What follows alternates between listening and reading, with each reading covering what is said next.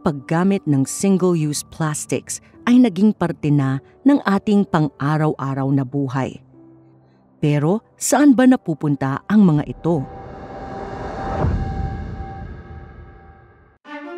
Sinamahan ng aming team ang Estero Rangers ng Barangay 190 sa Pasay City sa kanilang daily cleanup. Kung mapapansin nyo, napakaraming plastic, napakaraming sachet, mga patay na hayop, iba't ibang basura makikita nyo. Bababa po kami ngayon para hakutin at salain muna at tsaka namin sasako. So samahan nyo kami kasama ng aking mga kasama dito sa Estero Ranger ng Pasay from Barangay 191, 145 at syempre 190. Alright?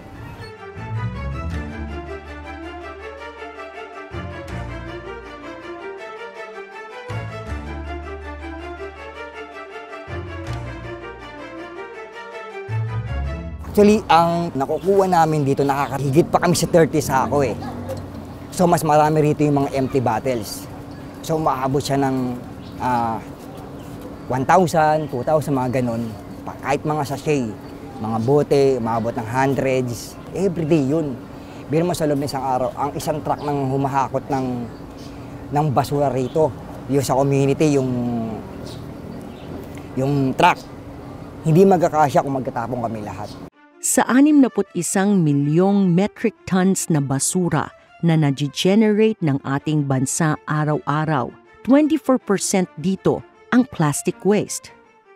Dahil ang Pilipinas ay lulon sa tinatawag na sachet economy, 163 million plastic sachet packets, 48 million shopping bags, at 45 billion thin film plastic bags ang ginagamit natin araw-araw.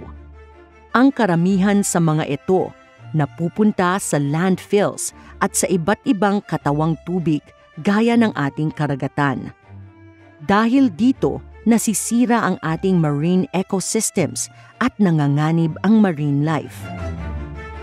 Ang improper disposal din ng plastic waste ay maaaring magdulot ng health risks kung ang toxic chemicals ay sisipsip sa lupa at tubig. Kaya si Enrico at ang mga kasamahan niya, sinisimulan na sa kabataan ang pagbabagong gusto niyang makita sa susunod pa na mga henerasyon.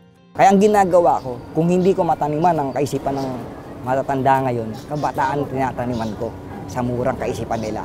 Para sila mismo, habang tumatagal ang panahon, na i-adapt nila yun, ibabahagi nila kumakalat kahit papaano.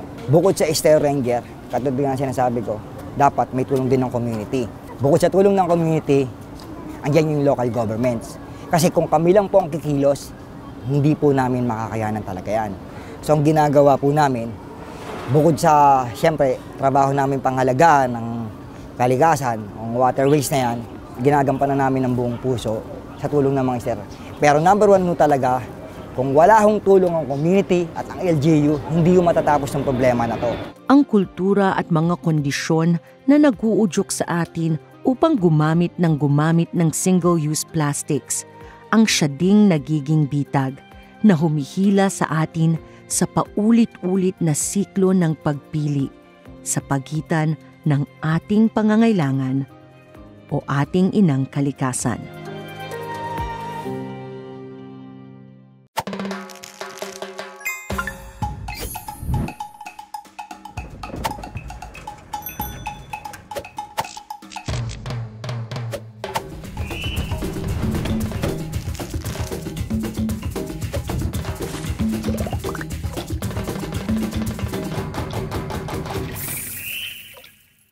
Straws, plastic bags, plastic spoons and forks, sachets, single-use plastics. Ito yung mga produkto na ginagamit natin ng mabilis at pagkatapos ay itinatapon. Ang problema, hindi lang sila mabilis magtapon kung hindi mabilis din sila magdulot ng polusyon. Hello and welcome to Kalikasan Day Everyday. I'm your host, Ces Quesada, ang inyong tita na laging nagpapaalaala na caring for our planet is not just a once-a-year event, but a daily commitment. Samahan niyo po kami sa isa na namang episode kung saan tatalakayin natin ang isa na namang banta sa ating kalikasan at kung paano tayo, bawat isa sa atin, may magagawa para baguhin ito. Sa bawat sulok ng ating bansa, araw-araw, milyon-milyong piraso ng plastik ang ginagamit at itinatapon. Minsan, iniisip natin, hindi naman makakasama ito sa isang araw. Pero ang katotohanan, bawat piraso ng plastik na ito, tumatagal ng daan-daang taon sa ating kalikasan. Sa ating episode today, pag-uusapan naman natin ang single-use plastics. Joining us today is Mr. Rap Villavicencio. He is the Deputy Director for Programs at Mother Earth Foundation, an NGO that seeks to transform the Philippines into a more sustainable, climate-friendly country. He has studied sociology in Manila and has a background in social entrepreneurship, circular economy, and waste management in Germany. Rap was also an alumnus of the Young Southeast Asian Leaders Initiative Professional Fellowship Program 2024 by the U.S. Department of State.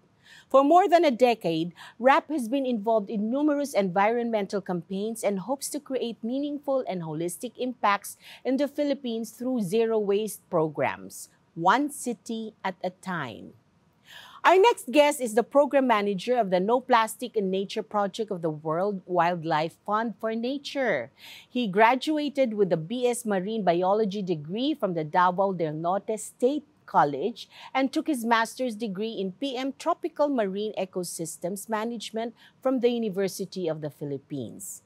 His expertise is on coastal and fisheries resource management and has been part of several organizations like the Jerry Rojas Foundation, Rare Philippines, and the Coastal Conservation and Educational Foundation Incorporated. Let's all welcome Mr. Julius Girhen. Magandang araw sa inyo, Rap and Julius. Okay. Maraming salamat sa inyong pagdalo. Unahin kita, Rap, ha? Yes. Oo. How can we describe the extent of single-use plastic pollution in the Philippines? Yeah. Thank you po, Mrs. Nakita natin sa buong bansa, from our office, from our house, sa market, sa mga groceries, kitang-kita yung dami ng single-use plastics na ginagamit natin sa pang-araw-araw. Pero ang tanong, pagkagamit, saan ba siya napupunta? Pagkabili, gamit, tapon. At for the longest time, ito na yung problema natin. Millions or billions of plastics or single-use plastics ang nakikita natin sa paligid natin. At napakalaking problema na to, hindi lang sa bansa natin. Globally, ito ang isa sa mga challenges na kinakaharap ng mga iba't ibang tao at mga gobyerno. Kaya napakalahalaga talaga na address natin tong problema at the source. At saka hindi ba, napakataas ng ating ranking yung Philippines sa pagtatapon ng mga plastic? Naku, hindi lang pala tayo pang Miss Universe, di ba? Nagra-ranking din tayo sa pagtatapon ng plastic. Diyos ko, nakakaano naman talaga. Anyway, Julius, okay, itong pagtatapon ng plastic, gaano ito nakakaapekto sa ibang aspeto ng ating like for example, yung ating food security, yung mga nakakasira ba ito sa biodiversity, sa paki-explain ka kung paano? Sige po. Although meron naman po tayong mga waste collection systems in place sa ating mga municipalities and cities, there's a significant percentage pa rin po ng waste that leaks, na tumatagas po doon sa mga waterways, rivers, and ultimately papunta po sa ating karagatan. It affects definitely and threatens biodiversity dahil some of the species, mga isda and other aquatic animals are entangled. So yun yung una. Not single use but still significant number of Filipinos are into fishing. So most of the gears din after some time nadi-discard, nagiging ghost gear. So iniiwan din siya sa mga bahura, sa ating mga seagrass and mangrove areas. So sumasabit po yung mga isda at ibang yamang dagat po natin. Another one is ingestion po. Meaning, yung mga wildlife, kagaya ng isda, marine mammals at saka turtles, napagkakamalan po nilang pagkain yung mga plastics. So nagiging blockage po siya sa kanilang digestive tract So eventually causing yung injuries at saka eventually namamatay po yung ibang species. Lastly, ultimately yung volume ng plastics na napupunta sa ating dagat contributes to habitat destruction mismo. Kasi ini-interfere ng plastics yung natural process ng mga ecosystems like coral reefs and mangroves na nare-reduce yung kanilang ability to provide yung services such as yung serving as nurseries for small fishes. Apart from bukod po doon sa impact ng plastic sa biodiversity, isang characteristic po ng plastic is matagal po siyang mag-decompose. Yes, daan-daang taon nga. Yes diba? po. And eventually, they turn into microplastics. And of course, as mentioned po earlier, nai-ingest siya ng mga isda. So nagiging part na siya ng sistema ng isda. Na napapasa sa atin pag kinakain natin. Kasi nandun naman po, part ng food chain, food web po. So eventually, kinakain na rin natin. May mga pag-aaral na rin po na napatunayang may mga microplastics na nagiging part na ng ating sistema. Pag sinasabi mong single-use plastic, no? Ano to? Ito siyempre yung mga plastic spoon and forks, ang karamihan yung mga mineral water. Lahat ito araw-araw nating ginagamit, di ba? Lahat yun napupunta sa dagat at nagiging sanhi ng pagkamatay ng ating mga isda.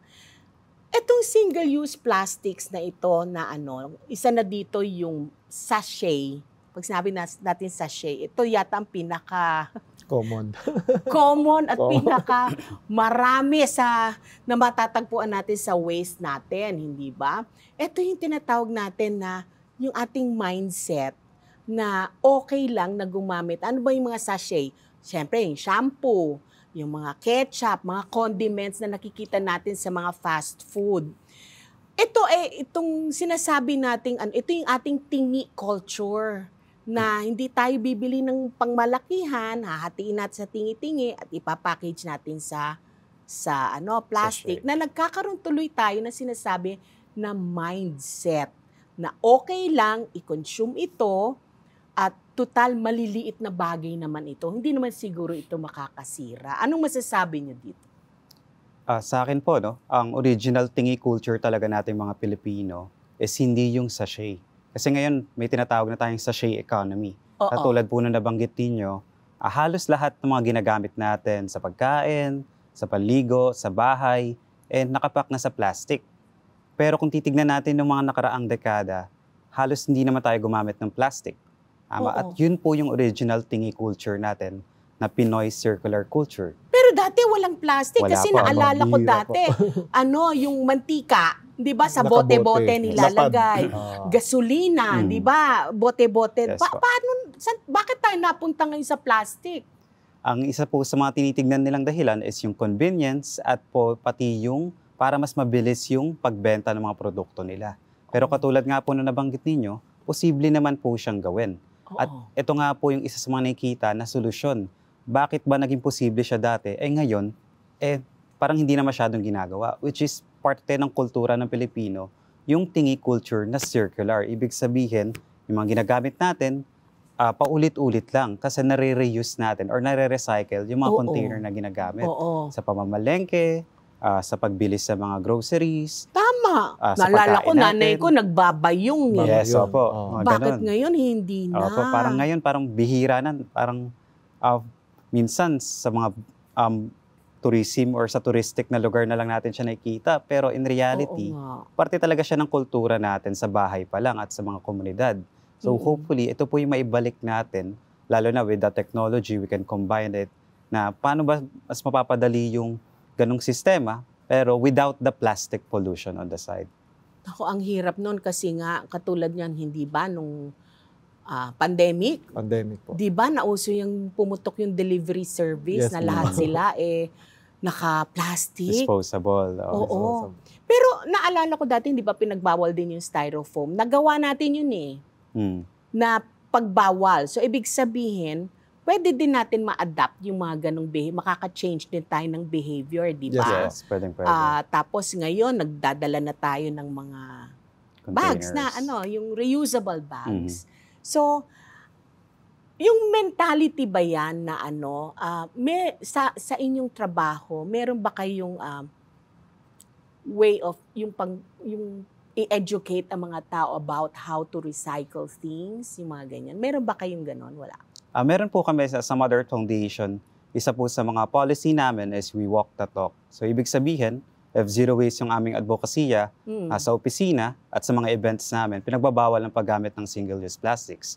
Kunyari, kung kami ay kakain ng lunch or may snacks or may event, hangga't maaari is naka-recyclable or reusable yung mga ginagamit na materyales. At pagdating naman po sa mga barangay, sa mga households, ang ginagawa po nating kampanya, nag-house-to-house campaign po kami. Kasama po natin ang barangay, ang local government unit, kasi para mas buo at mas sustainable yung ating programa at advokasya. So dito sa bahay-bahay, tinuturo natin paano ba yung tamang pamamahala ng panapon, paano ba natin mag-segregate ng basura, at paano ba natin mako-compose yung mga nabubulok at mabebenta yung mga recyclables. So in that way, mas konti na lang yung basurang tinatapon natin. Pero napansin ko, no, kasi ito pinag-uusapan natin what we can do, ganyan. Pero a big part of the problem is yung mga producers eh. Yes po. Hindi ba? Sa kanila Yes, nagmumula ang problema. Silang gumagawa ng mga products at silang nagdedesisyon kung anong packaging. Hindi ba? Don't you think meron din silang responsibility? Definitely po. The good thing is yung Philippines adopted already yung RA 11898 or yung Extender Producers Responsibility Act. Batas po siya, encouraging and mandating actually producers, obliged entities or obliged enterprises na be responsible nga in terms of minimizing or reducing yung kanilang production ng plastics and definitely yung recovery din po. So, ina-emphasize po doon sa batas na yun na pwedeng dapat i-limit yung production ng plastics at at the same time, i-recover din yung mga inilabas mong plastics. Ito ba batas na to? Batas na po siya, adopted last July of 2022. Oo. And one of the things din po na ginagawa ng WWF under it is gumagawa po kami ng case study to evaluate po yung first year kasi bago nga lang po siya na batas. So tinitingnan namin yung first year implementation po ng EPR law. May feedback na ba kayo from the producers sa batas na ito? There are compliant obliged enterprises po or mga producers. Apparently, yun nga medyo mabagal at saka mahina yung adoption and compliance. Oo. Meron tayong mga around 7,000 na obliged entities po sa buong Pilipinas na that are producing plastics. Unfortunately, nasa 400 pa lang po yung talagang nag-comply or nagpa-register under yung tinatawag nating mga PROs. Oo. Well, sana hopefully pero ito sa problema nating ito. May alam ba kayong mga best practices na sa mga ibang bansa na pwede nating gayahin or if ever meron na ba tayong pinapatupad na mga ways kung paano natin ma-reduce ang single use ng plastic? Mrs. meron po, no? Dito sa Philippines, we have the Republic Act 9003 or yung Ecological Solid Waste Management Act of 2000. Sa madaling salita, ito po yung batas natin sa basura natin dito. At napakaganda po ng batas na to kasi even before the EPR, meron po tayo dito yung NEAP or yung Non-Environmentally Acceptable Products. Ibig sabihin, kailangan si government, si National Solid Waste Management Commission, mag-release ng listahan ng mga materyales na dapat ipagbawal sa paggamit, sa pagbenta sa ating community.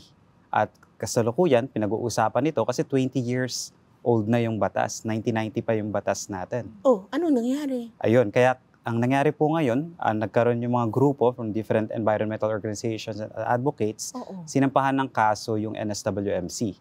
Kasi nga, wala pa rin nangyari for the longest time. At napakaganda ng batas natin kasi, speaking of best practices, kung gugustuhin ng isang local government unit na mag-implement, katulad ng San Fernando, Pampanga, sila yung isa sa mga best LGU dito sa Pilipinas, arguably even in Asia, na nagawa nilang implement yung solid waste management at the household level. Wow, posible. Posible po. And as a result, they managed to reach 89% waste diversion. Ibig sabihin, 89% ng basura nila sa syudad, hindi nila pinapadala sa landfill or dump site. O bakit hindi natin nare-replicate naman yun? O nababalitaan, katulad namin, hindi namin alam yan. So yun din po yung malaking tanong namin sa DNR at sa NSWMC. Sana instead na pahirapan or like bigyan ng mga different challenges, mas suportahan yung mga ganong local government Yes. units. Or incentivize. nila yung- Incentivize, tama. Oo, kasi for the longest time, ito na, may mga city government na nag-implement. Sana mas suportahan natin ito at mas palakasin yung mga programa para hindi lang sa isang syudad, pati sa other cities nationwide, ma-implement ito. Oo. Ngayon, pwede yung, can you please expound on yung tinatawag na NPIN project? NPIN po. NPIN. NPIN. NPIN, So, sorry. Yan, NPIN is bahagi po siya ng isang programa po siya ng WWF. Kumbaga umbrella program po siya.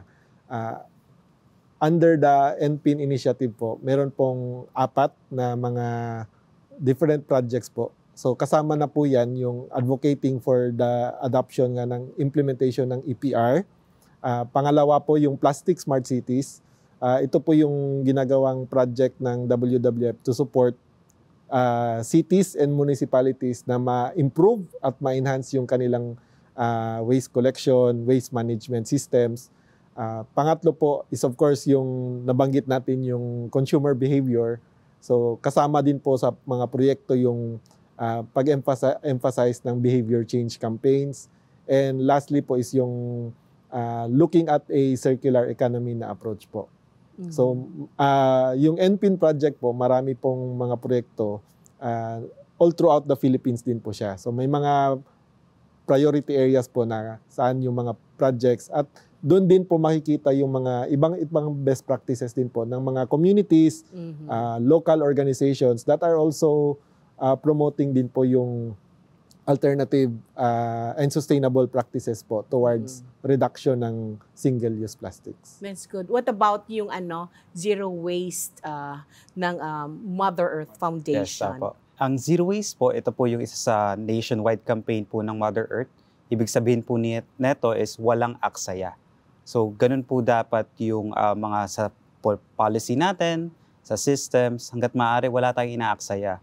So, katulad, isa po nga sa mga programa namin is to partner with different key stakeholders like city governments, island communities, na lalo na sa Pilipinas, ang dami nating isla, at sa mga business sectors at sa schools and universities to implement and reduce yung mga basurang nalilikha natin. At ano ba yung mga alternatives sa basura natin? Kunyari, yung PET bottles, instead na PET bottles, baka pwedeng mga reusable tumblers or mga baunan natin, di ba? Oo. Or instead na mga disposables, baka pwedeng yung mga bayong or yung mga bags. At the same time, nakakatulong pa tayo sa mga communities from their livelihood programs at nakakabawas pa tayo sa pollution. At saka alam mo, di ba dito sa atin, ang dami nating mga materials katulad ng mga dahon ng saging. Naalala ko when I was growing up, yung mga putol, everything was either wrapped in banana leaves or newspapers, or wala itong mga Wala po. plastic. Pwede naman, 'di ba, before. Pwede po. At saka ang daming dahon ng saging, ang daming nyog. Kasi hindi ba pwedeng i-package yun na Yes. i-braid ganoon. Sayang naman Bago mauso yung take-out deliveries natin, meron po tayong binalot na katulad po na nabanggit Binalot? niyo. Opo. Oo. Tapos yung mga ratan, yung mga basket na Tama. reusable. Tapos sa mga eskwela naman, yung mga baunan, di ba, yung mga nanay, naalala po natin, yung pinapabaunan yung mga anak nila, talagang nasa reusable containers. At meron pa nga pong mga biroan dati na walain mo na lahat, wag lang yung Tupperware ng nanay. Magagalit Oo. na mo. Tama. Nako, so nakikita natin na talagang apart from all these projects na ginagawa ninyo, importante din na kami na mga karaniwang tao, Yes. we also do our share. Like in my case, magamit na ako ng yung straw na metal or Yes po, nag-ship na bamboo. ako sa bar shampoo. Yung mga ganun, in our Yes, little ways, Siguro at this point, pwede nyo bang bigyan ng mensahe yung ating mga kababayan kung papaano sila makakapag-ambag sa inyong mga efforts? Sige po. Yung problema po natin sa plastics ay hindi lang po problema ng gobyerno. It's a collective problem din po. And it affects po not a select portion or sector lang ng ating bansa, but every one of us is definitely affected po kasi pollution nga siya. In terms of ano yung magiging part ng individuals po or bawat citizen, bawat Pilipino pwede niyang gawin, marami po. Apart from yung change in behavior nga, consumer behavior, going into more sustainable use, alternative use ng mga gamit, kagaya ng mga plastic, mga bamboo straws, metal That's straws, right. sustainable packaging. Pwede din pong mag-support sa mga pulisiya, especially for our local officials, i-advocate at saka i-push nila po yung mga implementation ng mga batas. And lastly po, maraming pong mga programs, even yung mga simple clean-up drives na ginagawa sa ating mga communities would help a lot po, especially if we want to address po yung problema natin sa plastics. How about you, Rap? Yes, katulad nga po na nabanggit ni Sir Julius, malaking bagay na makipagtulungan tayo sa bawat sektor kasi hindi naman kaya ng isang sektor lang yan or ng mga tao. Kailangan may suporta ng gobyerno, may suporta ng mga corporations at syempre yung mga business owners, kailangan magtulungan. Pero syempre, kailangan natin maging stricto sa pag-implement ng mga batas katulad nga nito sa waste management at pagbawas ng plastic pollution. Kaya hinikayat po namin ng lahat na talagang bawasan yung pag-produce ng single-use plastics at the source, hindi lamang sa bahay, hindi lamang sa supermarket, kundi dun mismo sa mga gumagawa sa mga manufacturers. At ang government is talagang magkaroon ng polisiya at enforcement para nang sa ganun ay hindi na maulit yung problema natin sa basura na patuloy na dumadami. At saka siguro hindi naman natin talaga sasabihin na talagang we need to emphasize na napakalaki na ng problema na ito. Yeah. Hindi ibig sabihin na hindi tayo apektado, pero lahat ng ating ginagawa ay apektado lahat. Diba? So maraming salamat Thank po you din sa po. inyong pagdalo sa amin ngayon, sa aming discussion. Kayo po ay mga bayani sa ginagawa ninyo. Thank you At po. inaalagaan ninyo kaming lahat. So mga kababayan natin kailangan nakikinig sa inyo. Ayan po, isa na naman pong makabuluhang talakayang tungkol sa single-use plastics. Napansin niyo ba? Ang simpleng paggamit ng plastic ay may malalim na epekto. Hindi lang sa ating kalikasan, kung hindi pati na rin sa ating kalusugan at sa mga hayop na umaasa sa ating mga desisyon. Pero alam niyo ba, ano ang good news? May magagawa tayo. Gaya ng iba't ibang banta na napag-usapan natin sa ibang episodes, lagit-lagi na sa ating mga kamay ang pagbabago at paggawa ng paraan para masolusyonan ng mga problemang ito. Magsimula tayo sa maliliit na hakbang, paggamit ng reusable na bag, mga metal straw at pag-iwas sa mga plastic na produkto. Dahil sa bawat desisyon natin, makakagawa tayo ng malalim na pagbabago. Let's carry the Kalikasan Day everyday spirit with us. Remember that caring for our kalikasan is not just about what we do today, but how we make every day count. So, let's make it a habit. Let's make every day count and make every day a Kalikasan Day.